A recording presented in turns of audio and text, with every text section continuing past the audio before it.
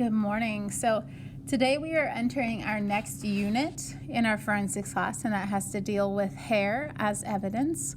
Now, hopefully you remember that hair type can be either class or individual evidence. Class evidence, if I say that my assailant had blonde hair and it was about shoulder length. Okay, a lot of people have blonde hair that is shoulder length. But if I collect actual hair samples that include that follicular tag, which houses our DNA, I could actually use that as individual evidence. Any type of hair can be examined as evidence. So not only human, but also animal, not only hair from your head, but other parts of your body as well. So just a quick question for you to start considering. Do you know any parts of the hair? Do you think that inner portion is wider on animals or humans? And then if the hair is 4 centimeters long, if 4 centimeters down, we identified that drugs were used, would that have happened 4 days ago, 4 weeks ago, or 4 months ago? So some of the different parts of the hair, and we're going to get to this when we start looking at the pictures, and that'll make a little bit more sense. But we have 2 parts of a hair. You have, name any of the 2 parts. You have the medulla, the cortex, the cuticle, or follicular tag. Animals actually have that wider medulla, which is our inner portion.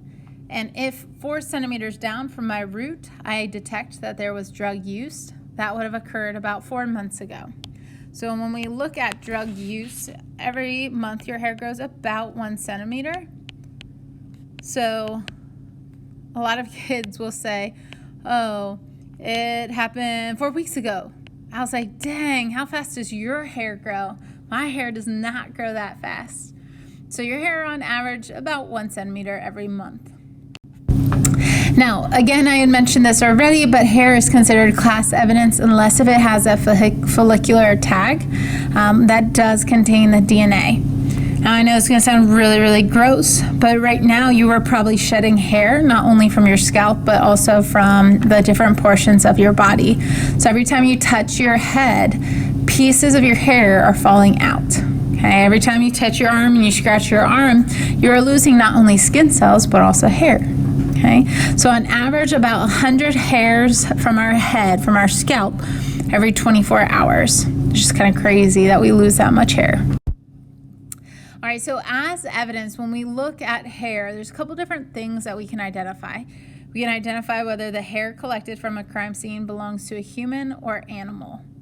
Okay? Sometimes you can identify racial origin. You can locate the type of hair, what region of the body it actually came from. So if it's a sexual assault, is it a pubic hair or is it a hair from your head, your scalp?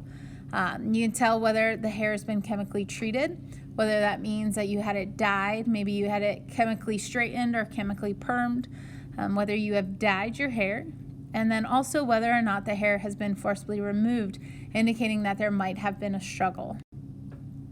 So as we compare different types of hair, even if you look around the classroom right now, we all have different color hair. We all have different lengths of hair. Our hairs, some of our hairs are thicker than others. Okay? So we can look at the diameters, we can look at how the pigments, the hair coloration is distributed throughout the actual strand of the hair. We can look at medulla type, which that'll make a little bit more sense when we get a little bit closer in a few slides. We can actually calculate a medullary index. And again, that just allows for us to get more data that we can compare and say, hey, this is more class evidence that lines up with why we believe this person is the one that actually committed the crime. So looking at the individual hair, that hair follicle down here, that is going to be our follicular tag. Okay. So if that hair root is still there, we can actually collect DNA. If it is just a piece of the hair, so the parts that kind of break off and fall from your hair probably are not being removed straight from the scalp. So when we look up at the shaft of the hair, that hair is not going to be super useful other than we know what color hair the person has, we know the average length. You might be able to say sex, but unfortunately we can't generalize and say males have short hair, girls have long hair, because you never know. There's so many different styles of hair nowadays. So you can either be or individual based upon that. As we start working our way in from the outer portion of the hair to the inner portion, when you look at a hair cross-sectionally, you're going to realize that each individual hair is actually like a cylinder. Okay, and I know it seems really, really thin, the hairs do, but there are different regions to that hair.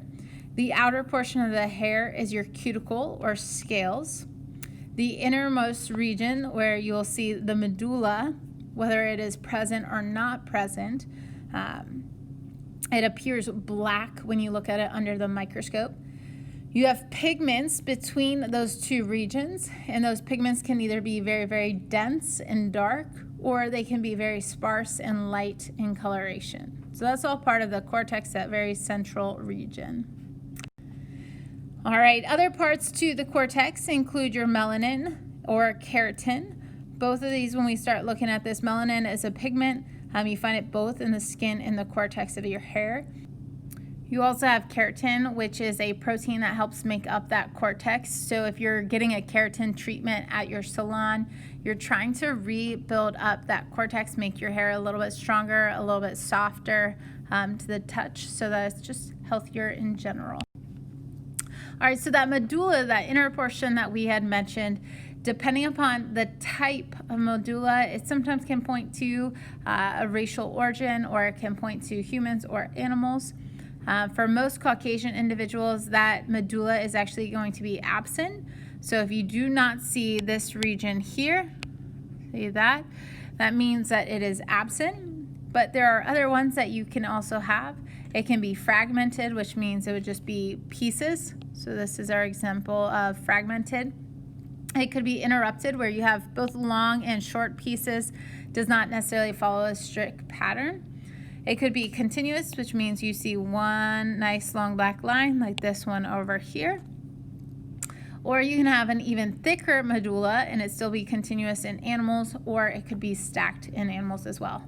Now, if we wanted, we could calculate that medullary index, which is looking at the diameter of the hair versus the diameter of the medulla.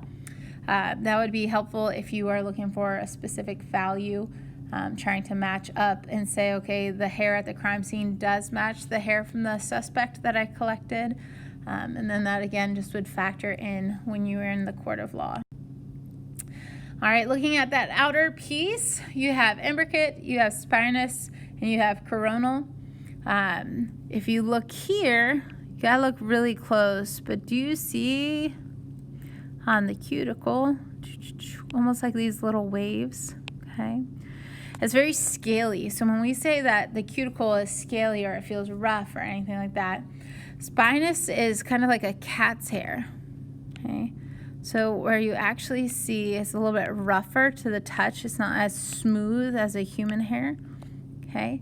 Coronal, if you look, you can see it's almost like a crown. That's where that term coronal comes from. So it looks kind of like a crown, almost in which it's stacked over top of each other.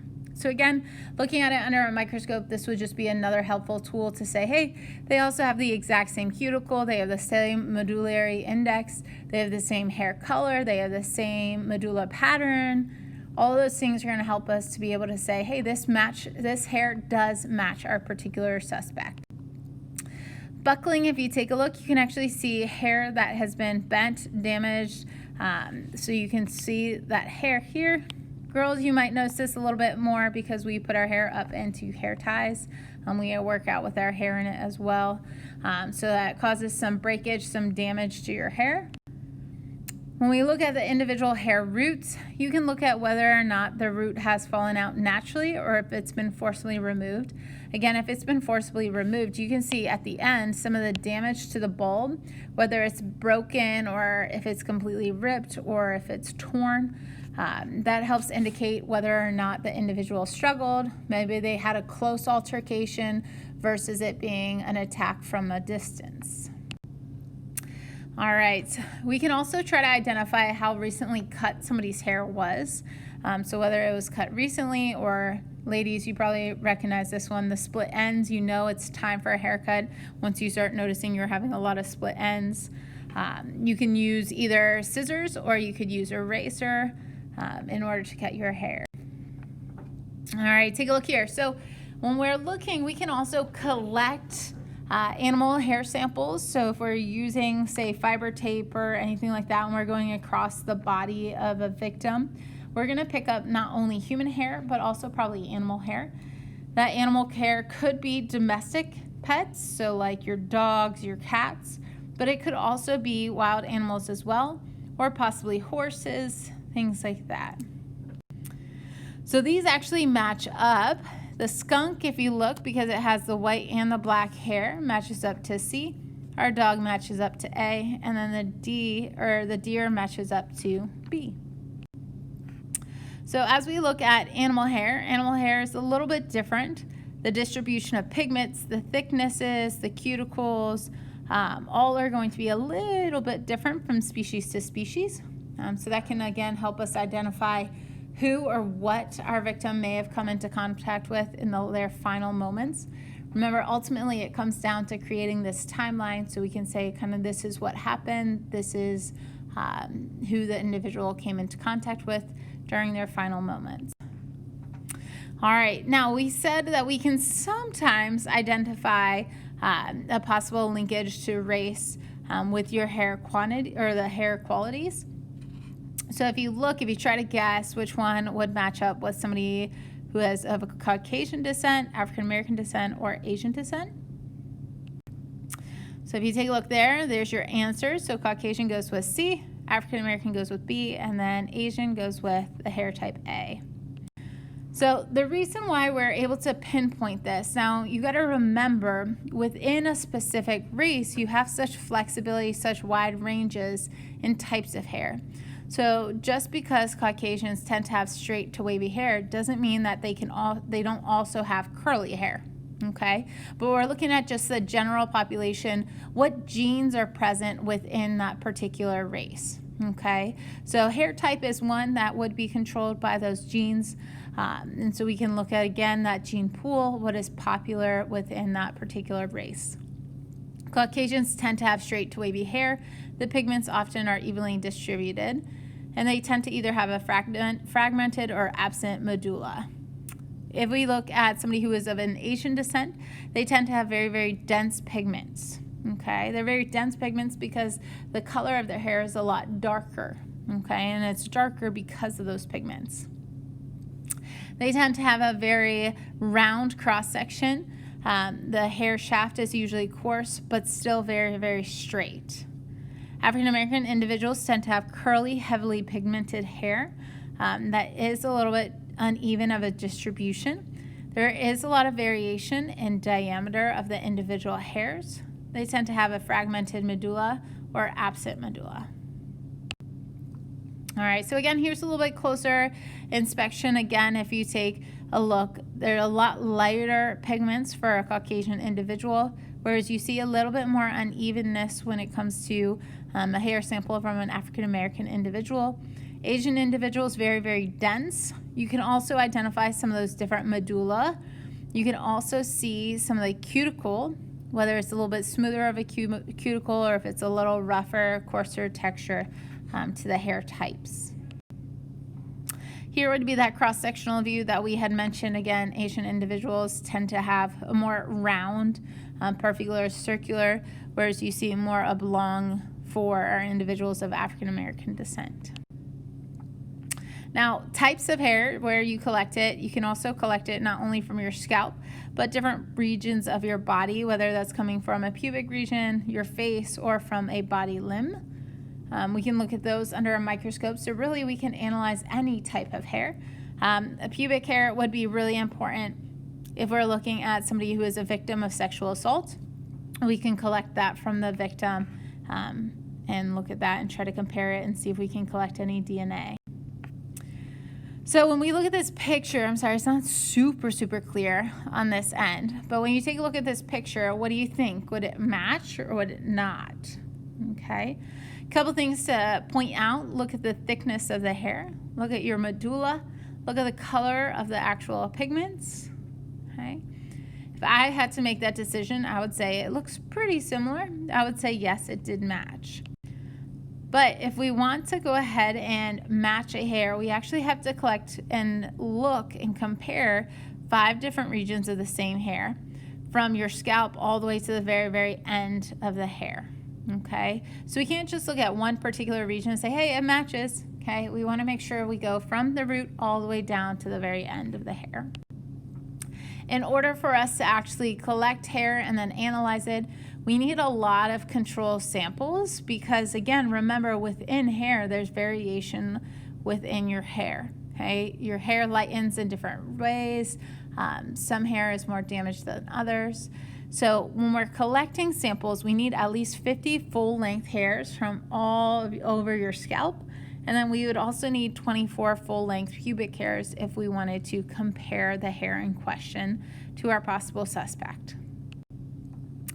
Now, not only does hair allow for us to identify possible suspects, but it can also allow for us to look at the victim as a whole and see if there's been any drug use or possible drugging, toxicology type things for us to collect and analyze. The nice thing about using hair as a possible drug test is that it's easily collected and you have a lot of it. So it's pretty good for us to be able to look at it. Not only that, unless if you're shaving your head every single day, okay, you are going to start to see a history of an individual's drug use over time because your hair is going to continue to grow, and it's growing at that 1 centimeter per month. So as it's growing and growing and growing, the evidence of that drug use, those chemicals, will still be found in your hair. It will just be a little bit longer. Whereas a traditional like blood or urine test may be out of your system within a short few days. Okay. All right. Again, it helps us identify or detect any type of illicit drug use. In order for that drug portion of the hair, if you took a drug, say today, that drug would be visible anywhere from 5 to 7 days later because it is now fully grown out from your scalp, and you would be able to collect and sample that. Hair is, again, a little bit easier. It allows for us to see a timeline of any type of drug use over a long, extended period of time. Blood tests, we look at what is within your blood within a couple hours. Again, your body's going to start filtering out that blood, detoxifying it. So that dissipates pretty quickly. Urine could be used anywhere from 3 to 5 days. So that's a most recent drug use, whereas hair would be over a long period of time. Okay. All right. That is it for our hair notes. Thanks. Have a great one, guys.